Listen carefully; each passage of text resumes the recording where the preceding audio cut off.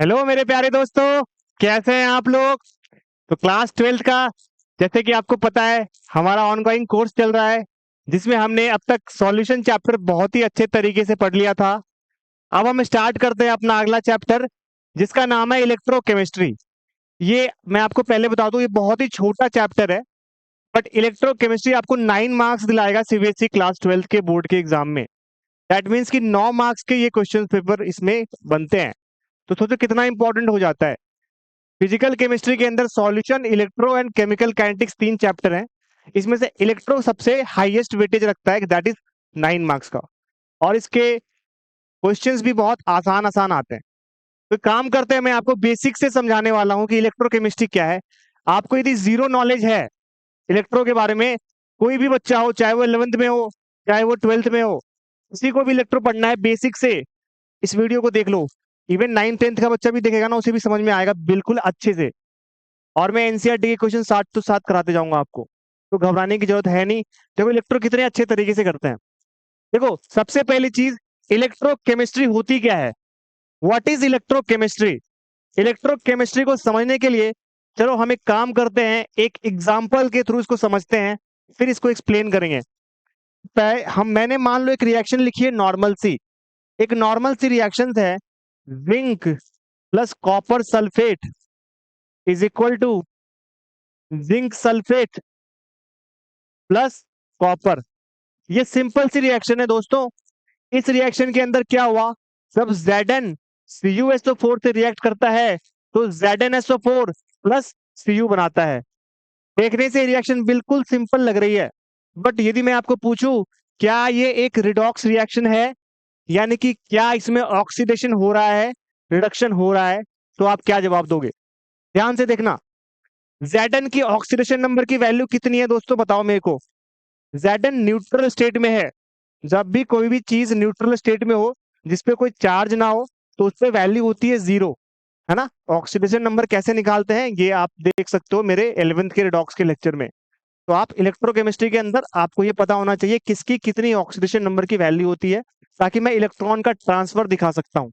तो Zn neutral है, तो इसका ऑक्सीडेशन नंबर क्या होगा, 0 होगा। सल्फेट आयन का -2 होता है, यानी कि कॉपर का +2 में है यहाँ पर।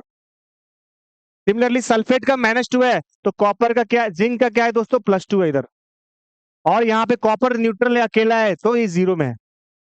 तो ध्यान से देखो अभी क्या चीज हुई यहाँ पर। Zn जो था पहले 0 में था, और 0 से +2 में गया है। 0 से +2 में गया है, दैट इज 2 इलेक्ट्रॉन का लॉस हुआ है। तो यहाँ पर मैं क्या इस लिख सकता हूँ, लॉस ऑफ इलेक्ट्रॉन। यहाँ पे इलेक्ट्रॉन का लॉस हुआ है दोस्तों, बिकॉज पहले 0 स्टेट में था, अभी ये इलेक्ट्रॉन कम होके +2 स्टेट में आ गया। दैट मीन्स कि इलेक्ट्रॉन का लॉस हुआ है। और जब भी इलेक्ट्रॉन का लॉस होता है ना दोस्तों, तो उसको हम लिखते हैं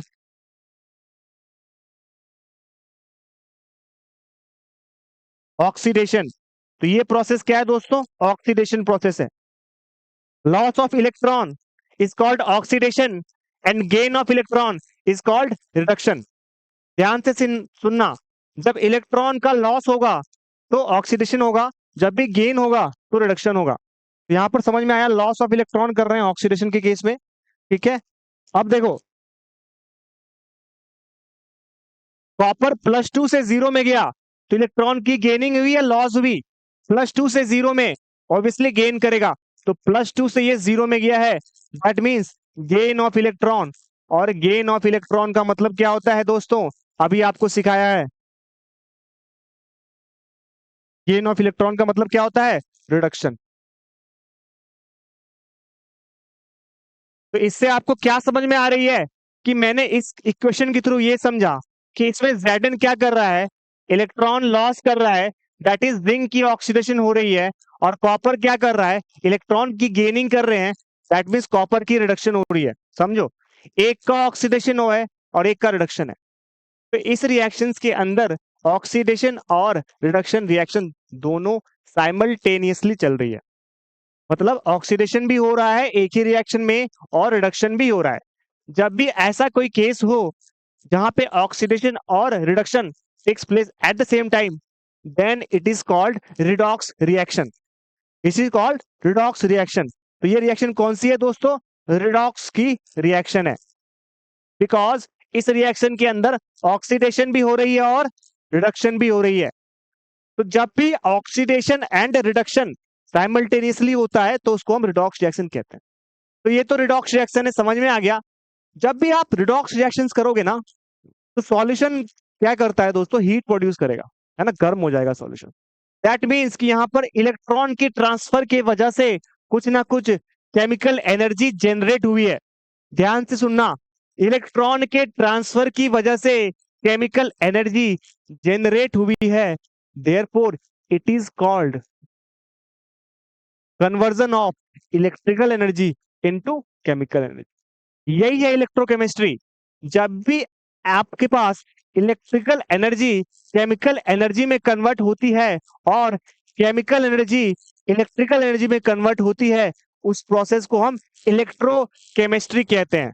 ठीक है, तो हमने क्या सीखा कि इलेक्ट्रोकेमिस्ट्री किसको कहते हैं।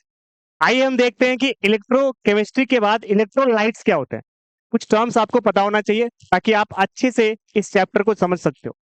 तो इलेक्ट्रोलाइट्स क्या होते हैं, जब भी आप किसी भी, मान लो वो आयनिक है या कोई भी मॉलिक्यूल है, आप उसको यदि डिसोसिएट कर सकते हो पॉजिटिव एंड निगेटिव आयंस में, जब आप उसको मोल्टन स्टेट में डालोगे, या फिर उसको आप क्या करोगे, मोल्टन मतलब मेल्ट कर गया, या फिर आप उसको क्या आयोनाइज, है ना, वाटर में डालोगे, तो जब आपको उसको डिसोसिएट कर सकते हो पॉजिटिव एंड निगेटिव आयंस में, then it is called electrolytes, है ना। यानी कि which can dissociate into positive and negative ions, है ना, डेफिनेशन यहाँ पे लिखी हुई है, which can dissociate into positive and negative ions. Positive and negative ions में आप क्या कर सकते हो, डिसोसिएट कर सकते हो, है ना। जैसे मान लो मैंने KCl बोला है, तो इसको हम K प्लस Cl माइनस में लिख सकते हैं। ठीक है, तो therefore it is called strong electrolytes. अभी पढ़ेंगे क्या होता है। अभी इसके दो टाइप्स के होते हैं, या तो ये स्ट्रॉन्ग इलेक्ट्रोलाइट्स होगा या फिर ये वीक इलेक्ट्रोलाइट्स होगा, है ना। या तो ये स्ट्रॉन्ग इलेक्ट्रोलाइट्स होगा या फिर ये वीक इलेक्ट्रोलाइट्स होगा। इसका मतलब क्या है कि देखो, टूटना को ही आप इलेक्ट्रोलाइट्स बोल रहे हो ना, या तो कंप्लीटली टूट जाएगा या फिर पार्शियली टूटेगा, दो ही चीजें हो सकती है ना।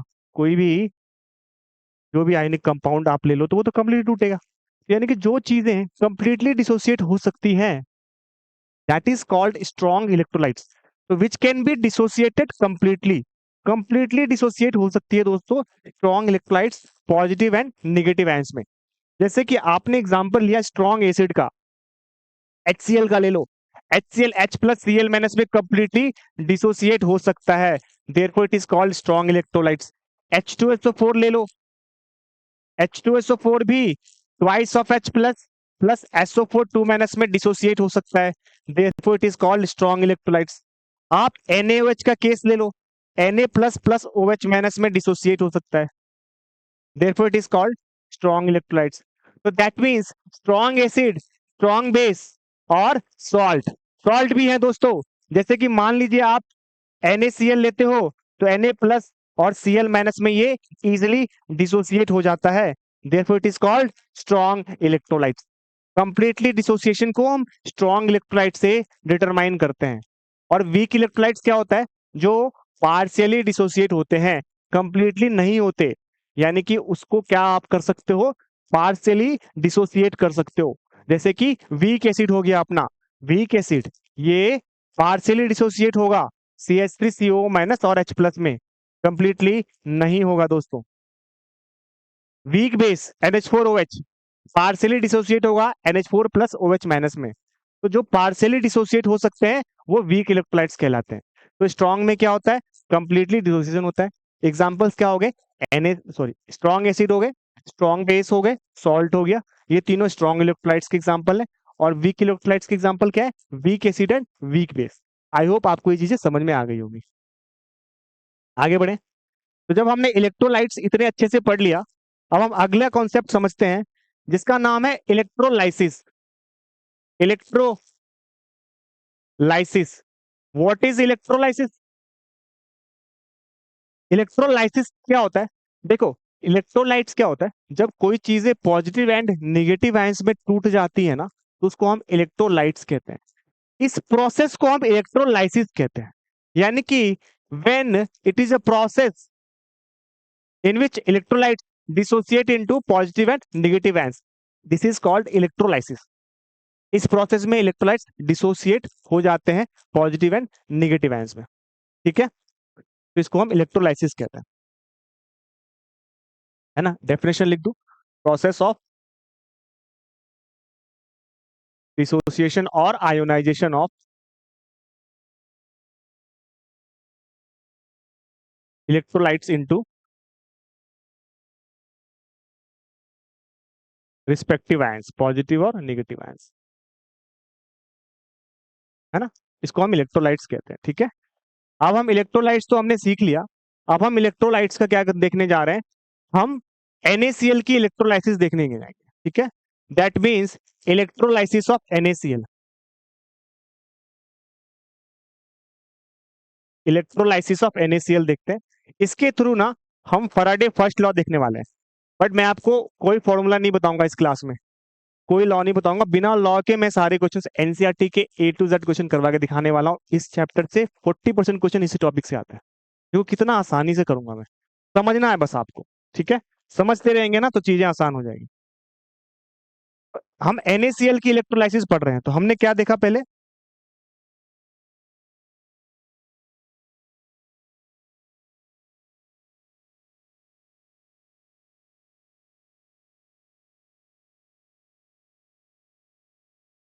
हमने क्या करा,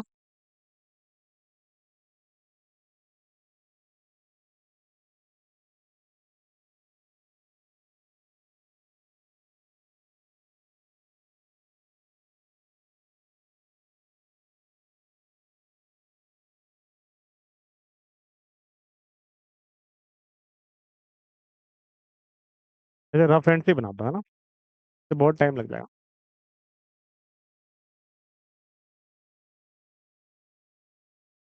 देखो, ये मेरा एक कोई भी, जहाँ पे हम इलेक्ट्रोलाइट्स को रखने वाले हैं, इसके अंदर सपोज करो मैंने वाटर डाला हुआ, वाटर नहीं मतलब सपोज करो इसके अंदर NaCl है। इसके अंदर क्या है, NaCl है।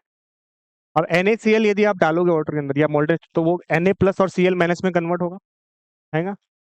ठीक है, अब इसके अंदर मैंने क्या करा है, ध्यान से देखना, इसके अंदर मैंने 2 इलेक्ट्रोड डाल दिए।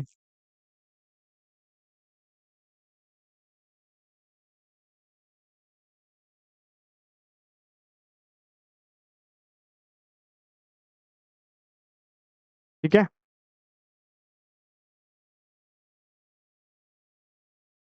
ये मैंने 2 इलेक्ट्रोड डाल दिए। ठीक है, और इसको मैंने कनेक्ट कर दिया बैटरी से। रंग बिरंगा बना रहा हूँ, देखने में अच्छा लगे।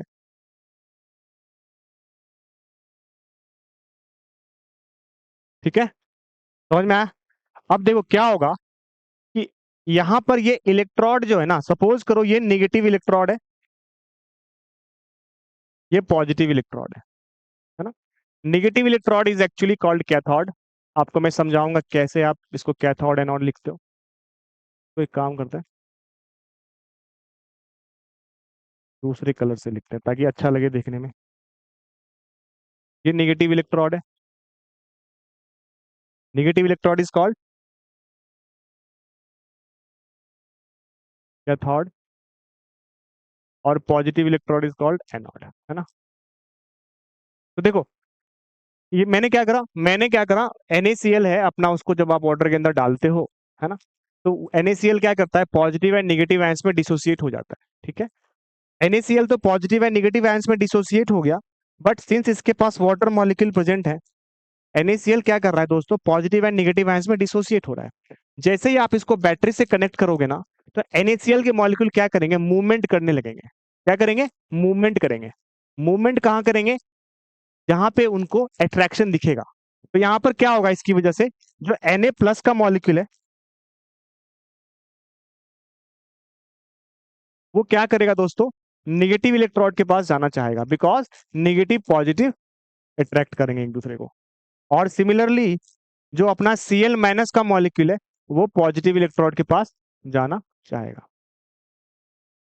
तो मैं क्या लिख सकता हूं यहां पर, ये इधर जाएगा और ये इस साइड जाना चाहेगा। समझ में आया। तो कहने का मतलब है हमने क्या किया, हमने कैथोड और एनोड में ये देखा कि हम जैसे ही इलेक्ट्रोलाइट्स को वाटर के अंदर आप डालोगे तो वो पॉजिटिव एंड नेगेटिव आयंस में डिसोसिएट हो जाएगा, बिकॉज इलेक्ट्रोलाइट्स का ही नेचर होता है कि वही चीजें होती है ना जो पॉजिटिव एंड नेगेटिव आयंस में डिसोसिएट हो जाए। और जब आप इसमें दो इलेक्ट्रोड डालोगे और उसको बैटरी से कनेक्ट करोगे तो इसकी वजह से क्या होगा, इलेक्ट्रोलाइट्स की मूवमेंट स्टार्ट हो जाएगी और यहाँ पे पॉजिटिव इलेक्ट्रोलाइट्स क्या करेगा, अपने कैथोड के पास जाना चाहेगा, दैट इज नेगेटिव इलेक्ट्रोड के पास जाना चाहेगा और न्यूट्रलाइज होना चाहेगा, because this is minus and this is plus, तो plus minus zero. Similarly CL minus क्या करेगा, एनोड के पास जाना चाहेगा। ठीक है, तो कहने का मतलब है कि आपके पास क्या होगी इस प्रोसेस में, पॉजिटिव एंड नेगेटिव आयंस में तो डिसोसिएट हो गई चीजें, बट जैसे ही आप उसमें करंट पास करोगे तो वो रिस्पेक्टिव इलेक्ट्रोलाइट्स के पास, इलेक्ट्रोड्स के पास जाना चाहेगा ताकि वो न्यूट्रल हो सके, दैट मीन्स कैथोड और एनोड के पास।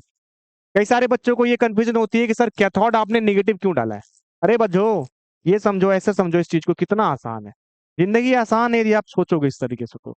अभी कैटायन जो है वो होता है पॉजिटिव, और कैटायन किसके पास जाना चाहेगा, नाम से ही लग रहा है कैथोड के पास, तो पॉजिटिव किसके पास जाएगा, नेगेटिव के पास ही जाएगा ना, तो कैथोड को क्या होना पड़ेगा दोस्तों, नेगेटिव होना पड़ेगा। इसके बाद जिंदगी में कभी ये चीज भूलना मत। ठीक है, कितना आसान था।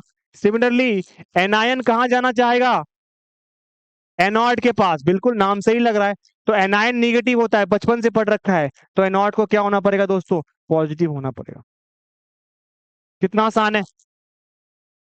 आज के बाद कभी मत भूलना कि कैथोड नेगेटिव होता है या पॉजिटिव होता है, कैथोड ऑलवेज नेगेटिव होगा, कैटायन हमेशा पॉजिटिव होता है, क्योंकि कैटायन जाएगा कैथोड के पास। ठीक है, क्या ये इलेक्ट्रोलाइसिस प्रोसेस समझ में आ गई। इलेक्ट्रोलाइसिस ऑफ NaCl बहुत अच्छा क्वेश्चंस इस पे बन सकते हैं, किसी की भी इलेक्ट्रोलाइसिस कराएंगे, PbSO4 की करवा दो, NaCl की करवा दो, PbCl2 की करवा दो, है ना। तो मैंने क्या करा, NaCl लिया, उसको एक बीकर के उसको एक कंटेनर में डाला, है ना, वाटर की था, तो इलेक्ट्रोलाइट्स है NaCl, क्योंकि ये सॉल्ट है, तो नेचर ही होता है ना कि वो स्ट्रॉन्ग इलेक्ट्रोलाइट्स में जो होता है वो कंप्लीटली डिसोसिएट हो जाते हैं पॉजिटिव एंड नेगेटिव आयंस में। NaCl क्या होंगे, Na प्लस और Cl माइनस में डिसोसिएट हो जाएंगे। अब जैसे ही मैंने इसमें क्या करा, इलेक्ट्रोड डाल दिया और इलेक्ट्रोड के पास हमने इसको बैटरी से कनेक्ट कर दिया, उसकी वजह से क्या होगा, ये जो पॉजिटिव आयंस थे that is sodium plus Na plus के, वो तो नेगेटिव इलेक्ट्रोड के पास जाना चाहेंगे और Cl माइनस पॉजिटिव इलेक्ट्रोड के पास जाना चाहेंगे। This process is called electrolysis. ठीक है, this is positive, this is negative. समझ में आया। चलो, अब हमने ये देख लिया कि भाई इलेक्ट्रोलाइसिस होती क्या है। अच्छा, यहां पर गेन ऑफ इलेक्ट्रॉन होगा तो याद रखना रिडक्शन कहलाएगा, और जब भी लॉस ऑफ इलेक्ट्रॉन हो तो वो ऑक्सीडेशन कहलाता है। तो किस, यहाँ पे रिडक्शन और कहाँ पे ऑक्सीडेशन हो रहा है आपको दिख रहा होगा। ठीक है, बहुत आसान है। अब हम क्या करेंगे, फराडे फर्स्ट लॉ के कुछ क्वेश्चंस करने वाले हैं बिना पढ़े हुए। मैं पढ़ाऊंगा फराडे फर्स्ट लॉ आपको बहुत अच्छे से, बट इस प्रोसेस के थ्रू हम इसको समझ गए। अब देखो हम कैसे न्यूमेरिकली इसको सॉल्व करेंगे, ये यहां तक आप नोट कर लो। This is electrolysis of NaCl, this is electrolysis of NaCl। ठीक है, चलो आगे बढ़ते हैं। अभी इलेक्ट्रोलाइसिस के अंदर क्या है कि हमने क्या देखा, अभी हमने ये देखा है कि जो हमारे Na प्लस है वो क्या कर रहे हैं दोस्तों, एक इलेक्ट्रॉन गेन कर रहे हैं और सोडियम में कन्वर्ट हो रहे हैं, है ना। अभी देखा हमने Na प्लस 1 इलेक्ट्रॉन गेन करके सोडियम में कन्वर्ट हो जाएंगे, यानी कि मैं कह सकता हूं कि 1 इलेक्ट्रॉन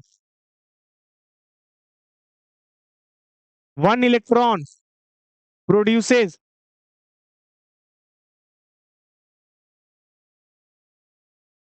1 सोडियम एटम। बहुत आराम से समझना इसको, न्यूमेरिकली मैं फराडे फर्स्ट लॉ के क्वेश्चन करने वाला हूँ, आते ही आते हैं हर साल ये क्वेश्चन, तो आज ध्यान से सुनना। मैं बिना पढ़े हुए उसको करूंगा फराडे लॉ को, बिल्कुल बेसिक से कर, बिल्कुल बेसिक नॉलेज से करेंगे। लाइफ में आज के बाद इलेक्ट्रोकेमिस्ट्री आपको बहुत आसान लगने वाली है, ट्रस्ट मी। बस ये लेक्चर आप ध्यान से देखना। 1 इलेक्ट्रॉन प्रोड्यूस कर रहा है 1 सोडियम एटम को, यहाँ पे दिख रहा है आपको, एक इलेक्ट्रॉन की वजह से सोडियम प्लस से सोडियम में कन्वर्ट हो रहा है, that means 1 electron produces 1 sodium atom. तो क्या मैं यहां बोल सकता हूं, दोनों साइड आप मोल लगा दो, 1 mole of electron produces 1 sodium atom, क्या ये मैं बोल सकता हूं दोस्तों। जब एक इलेक्ट्रॉन एक सोडियम प्रोड्यूस कर सकता है तो एक मोल ऑफ इलेक्ट्रॉन एक मोल ऑफ सोडियम प्रोड्यूस कर सकता है दोस्तों, है ना। बिल्कुल यूनिटरी मेथड है। 1 mole of electron 1 mole sodium produce कर सकता है ना एटम। अभी 1 मोल में कितने इलेक्ट्रॉन हो सकते हैं, याद करो। मोल कॉन्सेप्ट पुराने पाप आपके धोता हूं मैं। मोल कॉन्सेप्ट में हमने क्या सीखा था, एक मोल में कितने इलेक्ट्रॉन हो सकते हैं, एवोगाड्रो नंबर के टाइप्स के इलेक्ट्रॉन हो सकते हैं। याद करो वो दिन जब आप थोड़ा बहुत पढ़ाई नहीं करते थे और मस्ती किया करते थे, तब आपने ये सीखा था, यानी कि 11th क्लास में 1 मोल में कितने इलेक्ट्रॉन होते हैं, 6.022 इंटू 10⁻23 इलेक्ट्रॉन। इसको एवोगाड्रो नंबर भी कहते हैं। थोड़ा सा तो समझ में आया होगा आपको, है ना। दैट मीन्स मैं बोल रहा हूं कि एक इलेक्ट्रॉन एक सोडियम एटम को प्रोड्यूस करता है, तो एक मोल ऑफ इलेक्ट्रॉन एक मोल सोडियम एटम को प्रोड्यूस करेगा। यहाँ पे मोल होगा, है ना।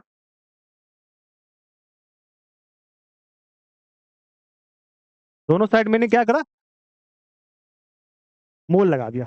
When one electron produces one sodium atom और 1 mole of electron produces 1 mole of sodium atom. अब देखो एक मोल में कितने इलेक्ट्रॉन होते हैं दोस्तों, 6.022 इंटू 10⁻23। तो मैं यहाँ पे वही करूंगा। इसका मतलब क्या है कि 6.022 इंटू 10⁻23 इलेक्ट्रॉन है। यार एक मोल को तो आप उतने इलेक्ट्रॉन ही बोल सकते हो ना, यानी इतने इलेक्ट्रॉन जो है ना वो प्रोड्यूस कर सकता है दोस्तों 1 मोल सोडियम।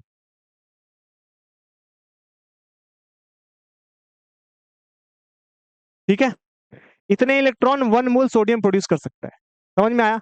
अच्छा, एक और पुरानी बात, एक मोल में कितने इलेक्ट्रॉन हो सकते हैं ये तो समझ में आ गया। एक इलेक्ट्रॉन पे कितना चार्ज होता है दोस्तों, सोच के बताओ। What is the charge on 1 electron, एक इलेक्ट्रॉन पे कितना चार्ज हो सकता है सोचो। देखो एक इलेक्ट्रॉन पे जो चार्ज होता है वो होता है 1.6 इंटू 10⁻⁻19 कूलम। दैट मीन्स कि यदि मैं इसको यहां पे लिखना चाहूं, ऐसे लिखता हूं कि charge on 1 electron,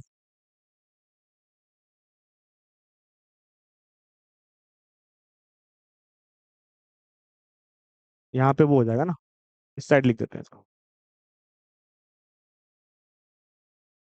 charge on 1 electron कितने होते हैं, 1.6 इंटू 10⁻⁻19 कूलम। ठीक है, ये तो पता होगा सबको, चार्ज ऑन 1 इलेक्ट्रॉन कितने होते हैं, 1.6 इंटू 10⁻⁻19 कूलम। तो इतने इलेक्ट्रॉन पे क्या चार्ज होगा उससे हम मल्टीप्लाई कर देंगे। दैट मीन्स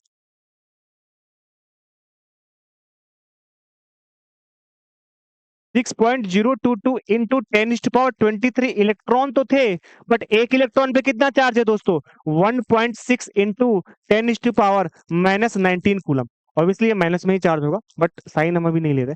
यानी कि ये क्या है, नंबर ऑफ इलेक्ट्रॉन्स है, और ये क्या है, चार्ज ऑन 1 इलेक्ट्रॉन है। ध्यान से सुनना, ये क्या है दोस्तों, नंबर ऑफ इलेक्ट्रॉन्स है जो कि 1 मोल में थे, और ये क्या है, चार्ज ऑन इलेक्ट्रॉन है जो कि एक इलेक्ट्रॉन का है। तो टोटल 1 मोल इलेक्ट्रॉन का चार्ज इतना मल्टीप्लाई करके आएगा। This produces 1 mole sodium atom. अब देखो दोस्तों, इसको जब आप मल्टीप्लाई करोगे ना तो नंबर जो वैल्यू आएगी आपको बहुत ही अच्छी वैल्यू आएगी, बहुत ही शानदार वैल्यू आएगी, जिसको आपने क्लासरूम में भी सुना होगा और मेरे से भी सुनने वाले हो। आज के बाद जब भी सो के उठोगे तो केवल एक ही नाम आपको याद आएगा, फराडे का। क्या याद आएगा दोस्तों, 96500। This is called Faraday constant. इसको मल्टीप्लाई करने पर अप्रोक्सीमेट यही वैल्यू आएगी। तो 96500 कूलम क्या प्रोड्यूस करता है, 1 मोल सोडियम एटम प्रोड्यूस करेगा। आई होप आपको ये बात समझ में आई होगी कहां से निकल के आई चीज। कई सारे बच्चे रटते हैं इसको, है ना, कि सर इसको हम रट लेते हैं, बट रटना नहीं है, समझना है इसको।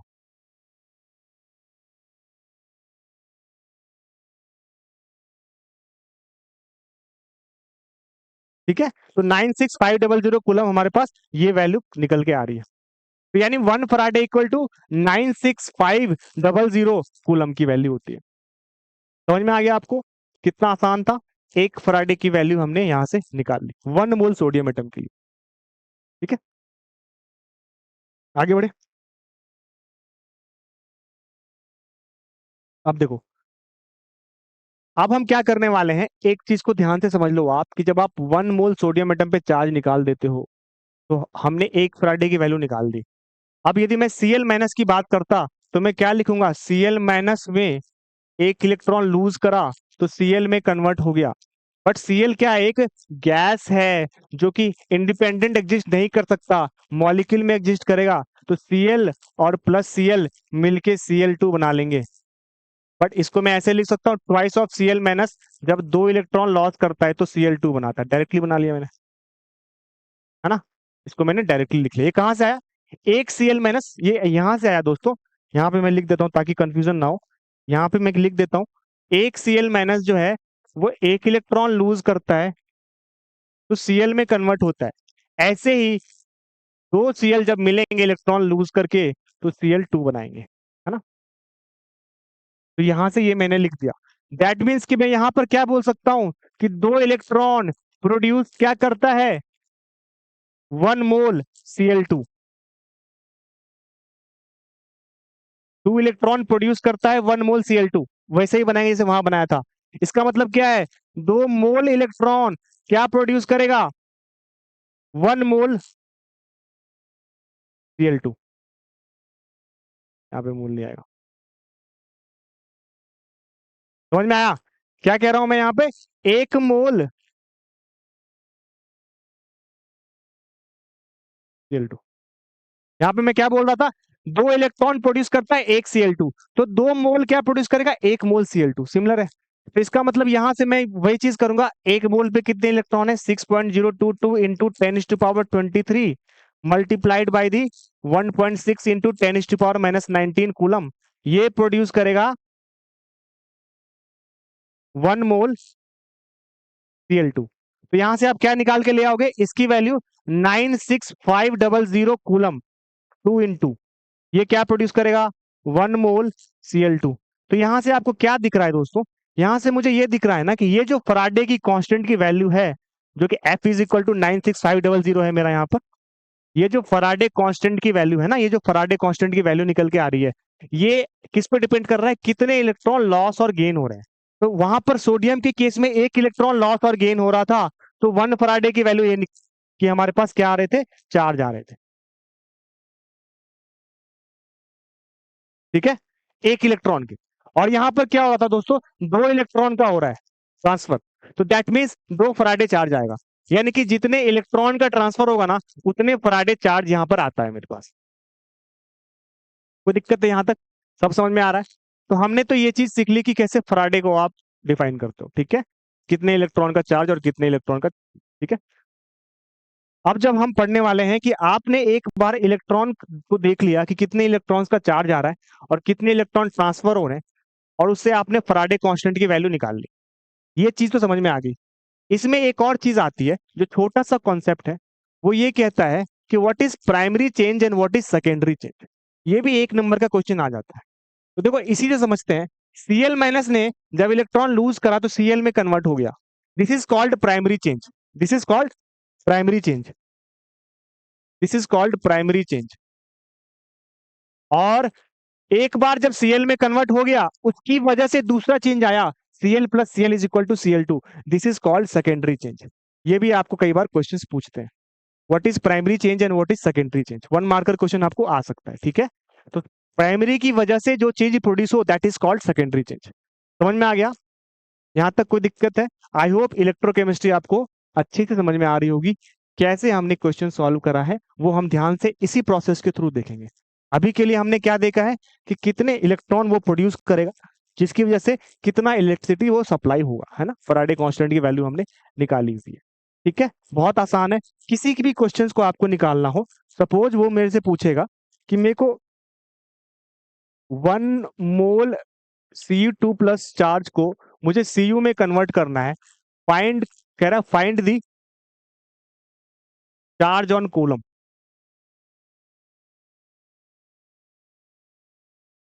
क्वेश्चन समझ में आया, कि 1 मोल कॉपर ट्वाइस प्लस है, इसको आपको कॉपर में कन्वर्ट करना है।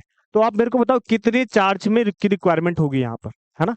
1 मोल Cu+2 को Cu में करना है ना, मान लो मेरे पास कॉपर है, कॉपर के आयंस है, मेरे को उसको कॉपर में कन्वर्ट करना है। मेरे को 1 मोल चाहिए कॉपर के आयंस को कन्वर्ट करना है कॉपर में, तो मैं कितना चार्ज रिक्वायर्ड करूंगा इसमें। तो देखो मैंने क्या बोला था आपको कि कुछ नहीं करना है इसमें, बस ये देखना है कि Cu+2 जो है दोस्तों 2 इलेक्ट्रॉन गेन करेगा, 2 इलेक्ट्रॉन गेन करेगा तो ये कॉपर में कन्वर्ट होगा। Cu+2 2 इलेक्ट्रॉन गेन करेगा तो ये कॉपर में कन्वर्ट होगा। दैट मीन्स कि 2 फराडे चार्ज की रिक्वायरमेंट होगी फॉर 1 मोल कॉपर के लिए।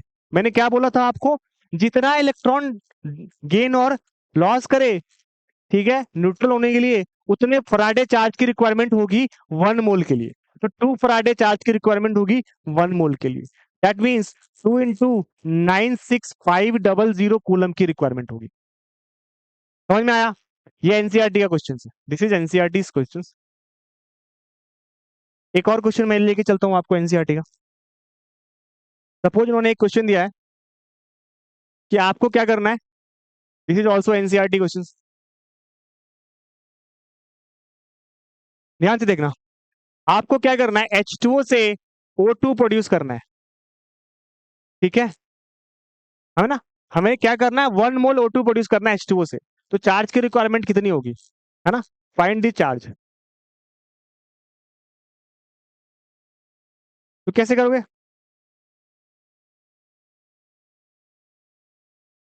देखो H2O का मतलब क्या है, हाइड्रोजन का क्या होता है, ऑक्सीजन नंबर +1 होता है, और ऑक्सीजन का क्या होता है, -2 होता है। तो ऑक्सीजन पे यहाँ क्या है दोस्तों, -2 है, और इधर कितनी है, 0, ठीक है। तो यहाँ पर कितने इलेक्ट्रॉन का ट्रांसफर हुआ, 2 इलेक्ट्रॉन का। तो चार्ज कितना होगा, 2 फराडे। आंसर आ गया, यानी कि 2 × 96500 कूलम। क्लियर है? एक और क्वेश्चन लेके चलते हैं, ये अच्छा क्वेश्चन है, ये भी एनसीईआरटी का ही क्वेश्चन है, this is also NCERT question. तो मेरे को क्वेश्चन दिया उन्होंने कि MnO4- है, MnO4- से मेरे को Mn+2 में जाना है।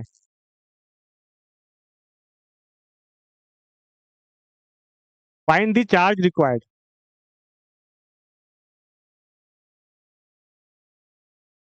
तो कैसे सॉल्व करेंगे इसको दोस्तों, ध्यान से देखना। मेरे को MnO4- से Mn+2 में जाना था, तो मेरे को पूछ रहा है कितने चार्ज की रिक्वायरमेंट होगी। तो देखो ध्यान से, MnO4- है, MnO4- है, इससे मुझे Mn+2 में जाना था। यहां पर इस Mn की ऑक्सीडेशन नंबर कितनी होगी दोस्तों, इस Mn की, ठीक है। तो MnO4- में याद है आपको कैसे निकालते थे, MnO4- है तो आप Mn की x मान लो, तो x प्लस ऑक्सीजन की -2 × 4 = -1। यहां से x की वैल्यू आ जाएगी आपकी +7। याद करो, हम Mn की ऑक्सीजन स्टेट की वैल्यू निकालते थे ऐसे ही, है ना, 11th क्लास में पढ़ा था। तो यहां से Mn की कितनी हो गई दोस्तों, +7। अब Mn की +7 हो गई, और यहाँ +7 से Mn किस में कन्वर्ट हो रहा है, +2 में, +7 से +2 में कन्वर्ट हो रहा है। दैट मीन्स कि ये 5 इलेक्ट्रॉन का गेन कर रहा है, तो 5 इलेक्ट्रॉन का ट्रांसफर हो रहा है, 5 इलेक्ट्रॉन की गेनिंग हो रही है, ट्रांसफर हो रहा है।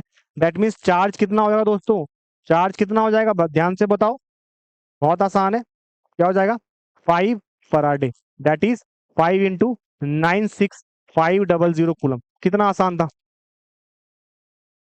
बहुत ही आसान है, आपको बस समझना पड़ेगा क्या लिख बताया सर ने, ठीक है। तो हमने आज के लेक्चर में ये सीखा है कि आप कैसे फराडे के लॉ को बताओगे। फराडे का लॉ ये कहता था कि भाई ऐसा है कि जितना हम चार्ज डिपॉजिट करेंगे ना, उतना ही मास ऑफ मेटल वो डिपॉजिट हो जाएगा उसके इलेक्ट्रोड पे, 1 मोल मेटल, ठीक है। हम इसके और क्वेश्चंस करने वाले हैं नेक्स्ट क्लास में, फराडे लॉ को अच्छे से समझा के दोबारा करेंगे। आई होप आपको ये चीज समझ में आई होगी, मैंने जो आपको आज के लेक्चर में समझाना चाहा है, आई होप आपने अच्छे से समझा होगा, ठीक है।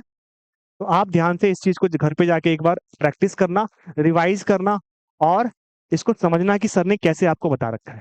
बहुत ही आसान है दोस्तों इलेक्ट्रोकेमिस्ट्री, और मार्क्स भी आपको 9 मार्क्स के क्वेश्चन पूछते हैं। तो therefore this chapter is very important, और क्वेश्चंस बहुत आसान आसान आपके एनसीईआरटी में भी हैं, तो इजिली सॉल्व हो जाता है। तो जो इजी स्कोरिंग है ना, उसको अच्छे से पढ़ना चाहिए, ठीक है दोस्तों। चलो मिलते हैं नेक्स्ट क्लास में, जब हम इलेक्ट्रोकेमिस्ट्री के और न्यूमेरिकल्स करेंगे फर्स्ट लॉ पे, ठीक है, फराडे के फर्स्ट लॉ के थोड़ा सा पढ़ेंगे उसको, ठीक है, वो हम करने वाले हैं। तो मिलते हैं दोस्तों नेक्स्ट लेक्चर में, थैंक यू।